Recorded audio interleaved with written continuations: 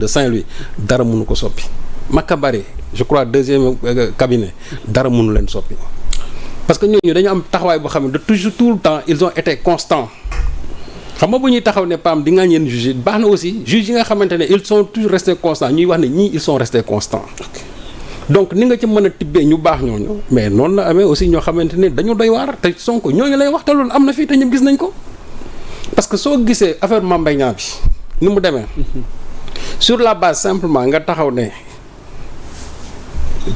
Mame Mbaye Niang a été épinglé par un rapport de l'IGE bon ñu ne du IGF ñu jàpp ci loolu xam nga tappale mënul weesu IGF te li muy wax mu nekk dëgg après lu ñu wax ñu ne daf ko diffamé dans la mesure où moom li mu wax daf ko traité de menteur Sonko n'a jamais sorti ce terme ñu ne non parce que bu fekkee ne dafa wax lu amul parce que dañ ne rapport bi am na te rapport bi amul mooy Sonko da ko traité de menteur ñoom loolu la ñu conclure mais on se rend compte qu'aujourd'hui avec le rapport qui existe kon donc Sonko n'a pas menti et puisque Sonko n'a pas menti il faut aller donc nañ tëggaat procès bi. faut réviser.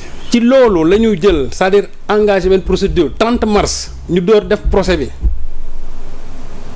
bi ñu ko defee ñu ñëw ñu condamné Sonko à comment dirais-je 2 mois avec sursis. ba pare door ko 200 millions. ils ont crié victoire mais ils se sont rendu compte que 2 mois yi doyul pour son illégitimat ñu neen appel. ñu xool appel bi.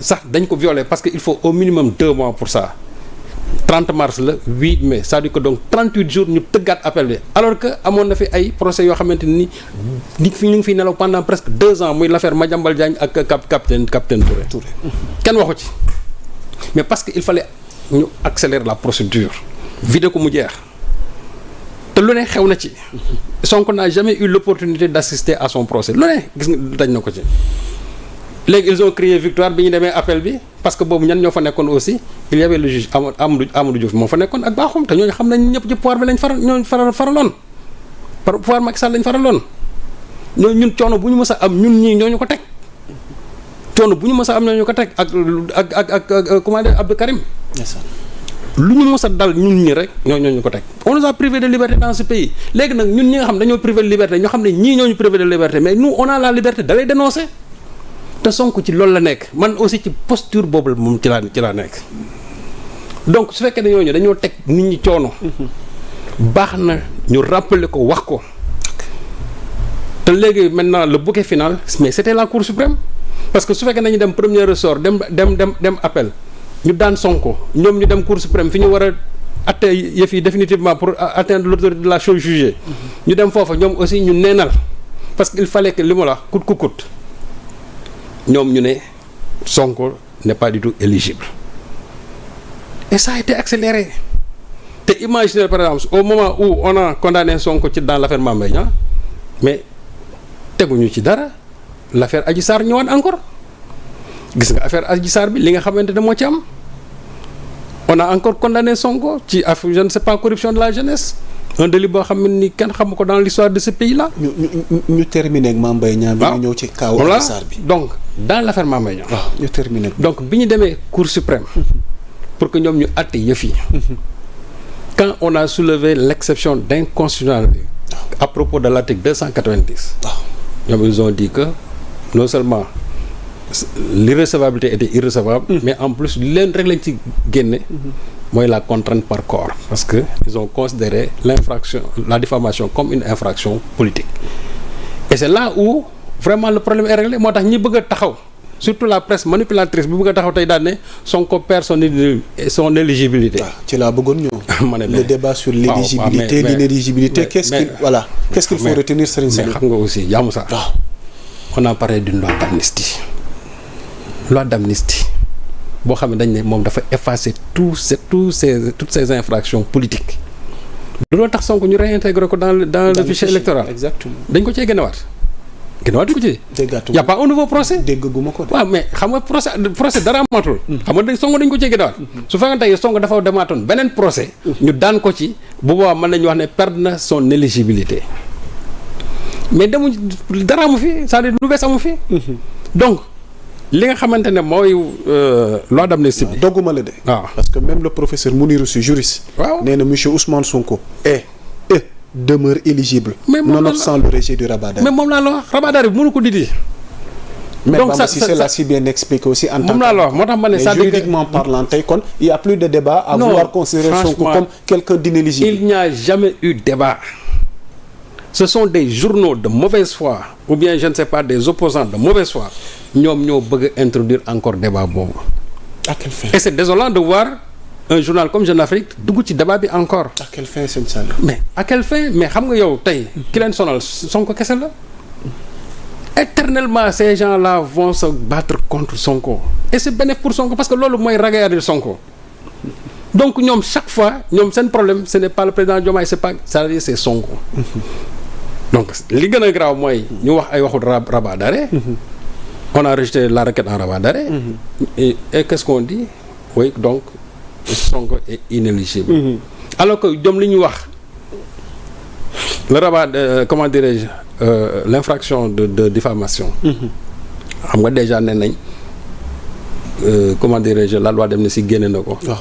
mais amnistie lenn rek la mënul dindi. voilà mooy koppar yi nga xamante ne Sonko waroon na ko fay. 200 millions. parce que loolu même ci loi d'amnistie dañ ko wax c'est-à-dire dañ ne ça ne porte pas préjudice aux droits des tiers. day fay 200 millions wala du fay. non da koy fay. 200 millions waaw da koy fay.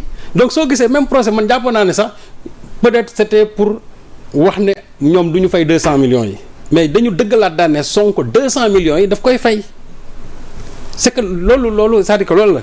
il reste éligible. il reste éligible Sonko 200 millions yi daf koy fay c'est-à-dire que ñoom li nga xam ne moom lañ génne démb mooy loolu Sonko 200 millions yi nga xamante ne jàppoon nañ ko. ca cour d'appel bi ne daf ko war a fay Mame Mbaye Niang. jusqu'à aujourd'hui que 200 millions yi daf ko war a fay loolu amnistie bi mënu ko génnee.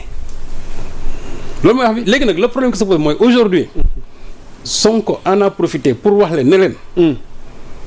dañu waxoon ne. rapport amut dañu waxoon ne man waxuma dëgg.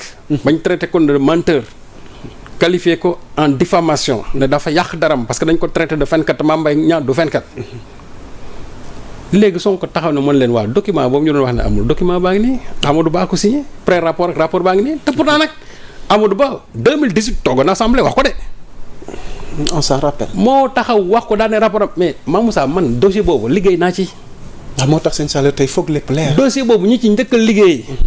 ñi ci njëkk a liggéey avec les frères Cissé yi nga xam ne ils sont fortement impliqués dans ça te ñu doon wax ne ce sont des prête-noms de Mame Mbaye Niang man liggéey naa ci dossier bi ñi ci njëkk a liggéey ci laa bokk man ñi ko njëkk a génnee au journal Témoin mën naa man ci laa bokk ñi njëkk jot information boobu. lan moo ci xew Serigne Saliou parce que démb le PM il a brandi le rapport de l'IGF et il a annoncé qu'il saisira le ministère de la Justice dès aujourd'hui. dinañ ko saisir parce que. Il y a eu plus d'une trentaine de milliards yoo xamante ne nii plus de 30 parce que le Prodac c'est plus de 30 milliards parce que au départ dañu waxoon 28 milliards mais par la suite il y a eu dafa amaat ay yeneen avenants yoo xam ne nii ça a porté presque la somme ba 38 milliards je crois monsieur Modignan sax am na benn liggéey mu ci defoon mais on s'est rendu compte que mais plusieurs milliards ont été volés.